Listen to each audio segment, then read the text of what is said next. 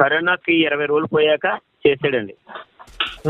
చేసి ఏదో విషయం మాట్లాడితే అన్నాను, పాస్టర్ గారు మనం ఇప్పుడు ప్రజలు ఆకలి తల్లాడిపోతున్నారు, హిందువులు ముస్లింస్ అందరూ కూడా ప్రజలకు సాయం చేస్తున్నారు, మనం కూడా మన వంతుగా మనిషికి 8 కేజీ బియ్యం సరుకులు ఇద్దాం. అప్పటి నుంచి ఇప్పుడు చేయలేదండి నాకు,